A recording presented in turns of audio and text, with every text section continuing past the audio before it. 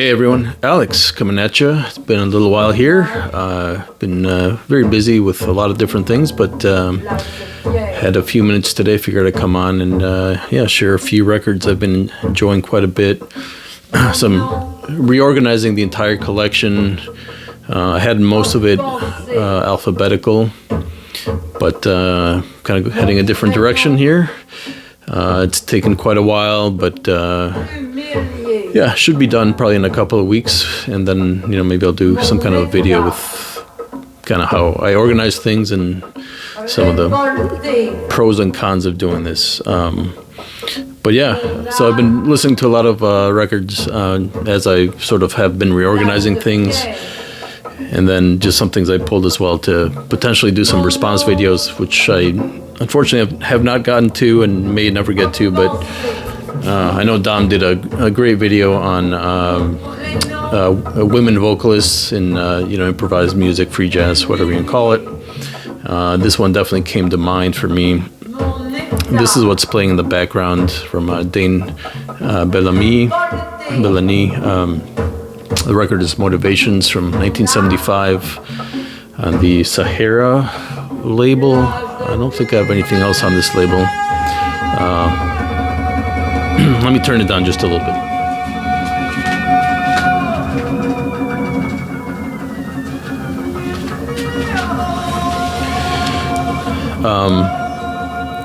So this record was recommended to me a couple of years ago by Mark Glassman, actually on a stream. I never heard of it or her, and boy was I taken aback when I dropped the needle on this. The artwork is stunning all by itself. There's very, very little information I can find online, if any, on her. There is a nice gatefold with just a paragraph of information. It says, this stunning brown-skinned redhead, a singer, composer, actress, and dancer born in France from a Senegalese father and a Turkish mother, has invented and put together a total form of black musical expression in which elements of poetry, satire, and tragedy are coherently blended into African rhythms and free jazz. Dane Bellamy has been living in New York for several years, speaks English fluently, but her diction in French is so remarkable that it is natural for her to recite and sing in French. And also in Wolof, the Senegalese language. So here she's accompanied by Dewey Redman on reeds, Cerrone on bass, and Errol Parker on drums and percussion. Three kind of stalwarts of the New York sort of loft free jazz scene in the 70s, and it's from 1975. Highly, highly, highly recommend this. It's not an easy record to find, but the copies that are online are not all that expensive for what this is, in my opinion. Would love to, if anybody knows more about her or anything online. It's just not easy to find much information on her. But an amazing vocalist. She also figures in this record, which I have not revisited. Hopefully I'll spin it tonight. But and another amazing French vocalist in her own right that certainly belongs in a similar video. And of course there's also this is highly political stuff from Colette Magny, and this one features there's Dane there, and then there's we got Bar Phillips and Beb Guerin on bass, so two basses here. And I look forward to spinning this one tonight. It's been a little while, but and I think these are the only two recordings that Dane is credited on, as far as I know. So definitely check out Colette Magny and Dane Bellamy. Fantastic stuff. I've been enjoying this one a lot. This one more of a relatively recent arrival that Stunty turned me on to. It's called O Uomo by Andrea Penso, an Italian sort of sound designer. He also runs a record label. This is not on his own label. This is on the highly underrated Holidays label. I forget if it's out of Italy or somewhere else in Europe, but yeah, this is so this came out in 2022 as a cassette, and then got a 2024. This is the 2024 release on vinyl. Only 100 copies, but there's still copies, I think, available on Bandcamp, and maybe a few more on Discogs. Perhaps some shops may have gotten them somehow.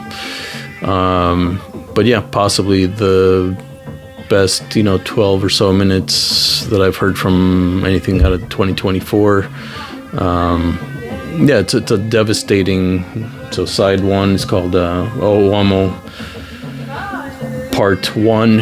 It's a little bit over 12 minutes. So he basically takes a sample from a Bela Bartok piece, Der Stempfer,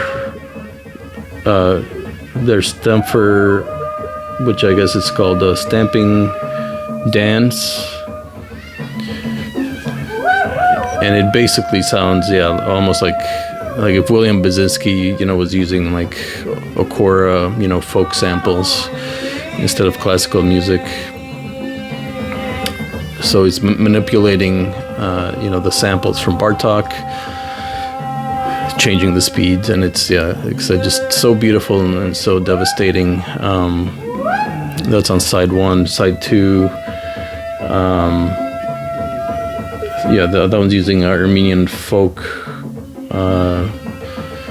music. Not as, also excellent, but not as good as I think side one, which is amazing. So highly recommend that.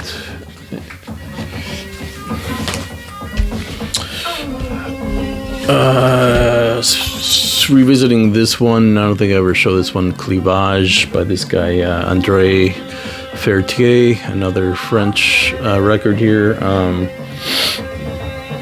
So I basically rescued this from probably the worst record store I've been to in California, which is over in Redlands, California, near my parents' house. Just a lot of trashed common records that are overpriced, and somehow I kind of pulled this out of some kind of like world music section or something. I kind of forgotten about this. I got this a couple of years ago, but so Fertier plays the guitar and piano. We got saxes from Jean-Pierre de Barbara, Claude Dehaute on bass. And then we have a santur and violin player, Mahmoud Tabisida, Armando Ball on percussions, and Patricio Villarruel on tabla. So, really nice Middle Eastern folky, fusion-y stuff, but kind of ahead of its time. In parts it kind of reminds me a little bit of like prime mid 90s Tortoise in a way. The way that they incorporate sort of the acoustic guitar, and this is acoustic guitar, not electric, in with sort of jazz, that jazz sensibility, which is kind of what Tortoise was doing. Except, Tortoise, was kind of using, electronics for, some of the sort of drone-y elements in the background. That's where here the drone is coming from the santur and the violin. Still cheap if you can find it online, but recommend it. Pretty cool. I'm gonna change the record real quick.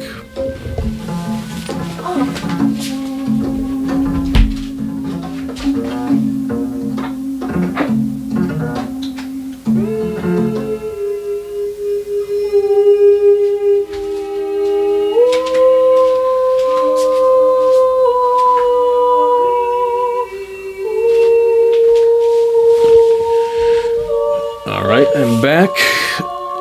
So this is what I just put on. This is Gail Young with According is the title, from 1980. It was a Canadian record. The music was commissioned by Reinhold Reinzestein, who is a visual artist primarily. I'm pretty sure that's his artwork here. So it comes with a nice booklet sort of explaining the origin of the music, and also has photographs of the actual of the art installation that the music was commissioned for.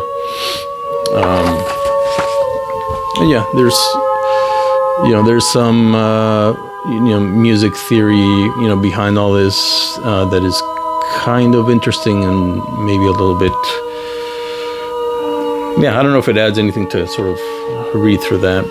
To me, this is highly spiritual music, and listening to this a few nights ago really it was quite powerful,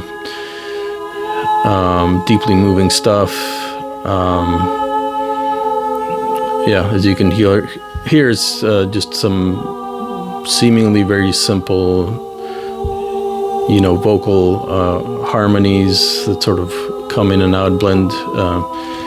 Again, there's some pretty interesting music theory behind the specific ways that the different voices are sort of playing with each other. But so this is a record I got at WFMU back in 2024. 2023. And there's one that I got from Keith Fullerton Whitman, who's a record dealer and experimental artist himself. In fact, I think Stunty hung out with him at Den Bosch, not this most recent one, but the one back last fall. So highly recommended. Still pretty cheap if you can find it, from 1980, According, from Gail Young. So that's just a few things I've been really, really enjoying. Hope to do a little bit more this year as things progress here into the summer, but hope everybody's well. We'll see you soon.